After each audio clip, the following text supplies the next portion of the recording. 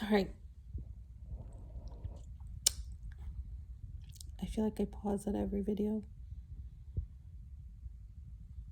So it's official that I am going to be starting treatment. Infusion, I'm calling it, in 2 weeks. From tomorrow. I start the day after July 4th.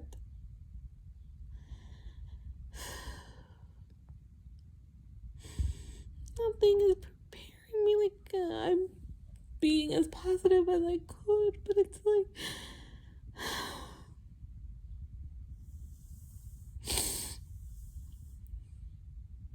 I'm not ready for it. Like, I don't understand why it's the hardest part is that I'm gonna be losing my hair on my head. No, I don't get it. Like, I know that I'm gonna be like, I know that it's gonna grow back. I know once I end. No, and I'm not doing treatment for long.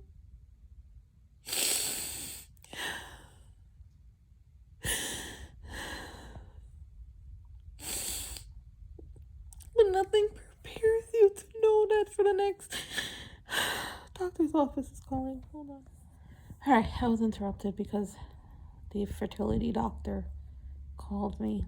I thought it was going to be the infusion treatment center because they just gave me it. First of all, they put me for next week, and I was like, wait, next week? The doctor told me that I don't need to start until the weekend following, which was the first week in July. So I was mentally preparing myself. I was like, all right, I got like 2 weeks of normal living, right? 2 weeks. And then I saw next Wednesday, and I was like, I'm already changing plans because I was supposed to go somewhere next week with my mom and brother overnight. And now I can't go because of the egg retrieval. And I'm like, are the doctors like planning this? Like, all right, she's going to get their egg retrieval done Monday. Therefore, Wednesday she'll start treatment. But when I met with him, he was like, no, first week in July is fine. That, you don't, it's okay. So then I was a little like upset because we have like a vacation planned to go. And I was like, that would be, my last, it's not my last trip, but it's my last trip with me not having to cover up the way I look or having energy and all that stuff. Then I thought I could pick days. They told me, oh, do it Friday because Friday, I'll be fine for the weekend. And then it'll hit me next week. At first, I said, okay, I'll do it Wednesday because if I go through, I'll have a couple days. The weekend will come, and then, it is what it is. But now they're saying to do it Friday. At this point, if I have to do it on a Wednesday, I'll just do it on Wednesday. I'm not going to fight anymore. At least I got it to the week I was told to do it. So therefore, I could, enjoy my last normal trip for a while. I'm crying like this is like the last normal trip of my life, and it's not. I know it's not, but it's so hard when it's like time to process information. And it's like, I can't watch TV without, a call. I can't sit down without calling. I had to call the insurance this morning. This morning, woke up, took my daughter to school. Took Jasmine to school. I don't know why I keep saying my daughter. Jasmine to school. Then I had to go get blood drawn, do a sonogram for my eggs. Then I had to go and pick up an outfit at my sister. Then I came home. As soon as I got home, I called the insurance because I need to get that shenanigans done. Because it's like now you get hospital payment, like doctor payments. And it's like, I thought when it's a disease or it should be covered, right? Like that's what I thought. Anyway, So I called. I gotta say, the insurance rep that I spoke with was amazing. She helped me. She helped me understand, and I did ask, like, going forward with chemo, what is my insurance covering? Because it's like the little bills that I had for 1 week, it's like $2,000.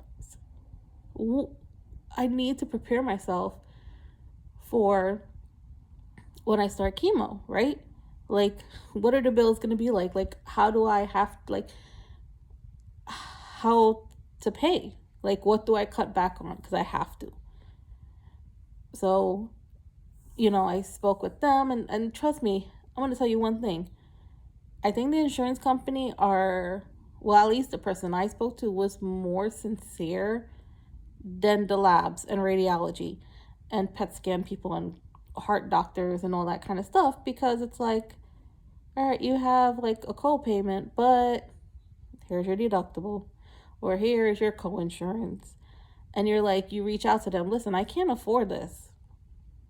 Before they work out a price with me, oh, you can do monthly payments. Your monthly payments adds up to my grocery bill. Your monthly payment adds up to my electric bill. Your monthly payments add up to my gas bill. Like, let's be for real. Like, company, like, we already know you're overcharging the insurance, so you're getting something back. But it's like, for you not to have some kind of understanding that, listen, I do live on a budget. There's only one person in this house that works. I mean, I do work, but my job is not a 9 to 5 like my husband's job. And he's the one that's providing the insurance. But how can a person, like, why is there no empathy from, like, these billing people? Like, seriously. Work something out. Oh, my thing says AE lock. I don't know what that means. But I feel like I needed to come on here. I needed to vent. I did buy wigs. They're cheap wigs that I bought, but it's to mentally prepare myself for what's to come. And that would be like my advice for the day. Mentally prepare yourself for this. Mentally prepare to go get a scarf, get a hat, and start wearing them. I know I don't even have caps, but I know Paula's, and it's in the closet. So I have to take them out, and I'm probably gonna wash them and try to use them this week, like, just to prepare myself, like, for hats. So I'm going hat shopping, cap shopping, headbands if I can. Scarf. I got a cheap scarf on Amazon just to, like, start with for $10. The wigs I bought were from Shein.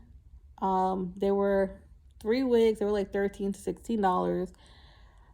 They were different colors and styles, and something I did say, I think, once I process everything, is like, I do want to embrace, like, have fun with it, where I can wear blonde and red and all these kind of things. So I did get one that was a little normal, like, this color. I think it is. I did get like a blonde highlighted one. Well, Jasmine actually chose that. And then I got a pink highlighted. And I was like, I'm going to start with those. Try them on, play around with them. And then take it from there. If I lose all my hair and I have to get a good wig, then I gotta get a good wig. You know what I mean? I think I could have played it off a little if this is a freaking winter and I had a hood on, or I wear hats, because then no one sees my shit. But it's a freaking summer. How is anyone supposed to have... Why do I have AE lock? But how am I supposed to enjoy my summer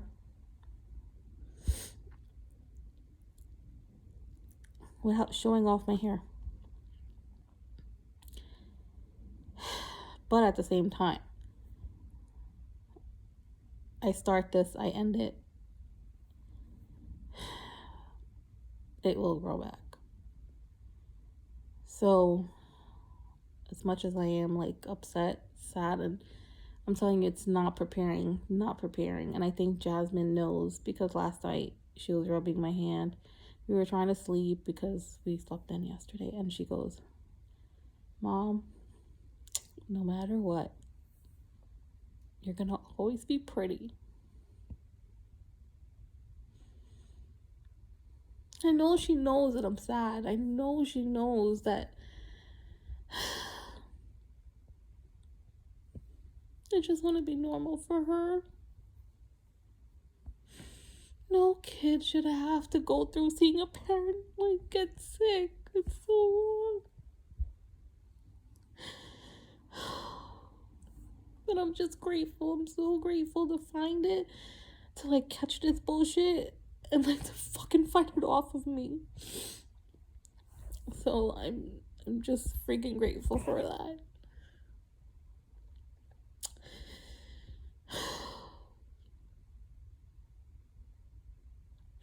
I'm telling you, nothing prepares you for this. Nothing. And I'll come back on and probably say the same thing all the time.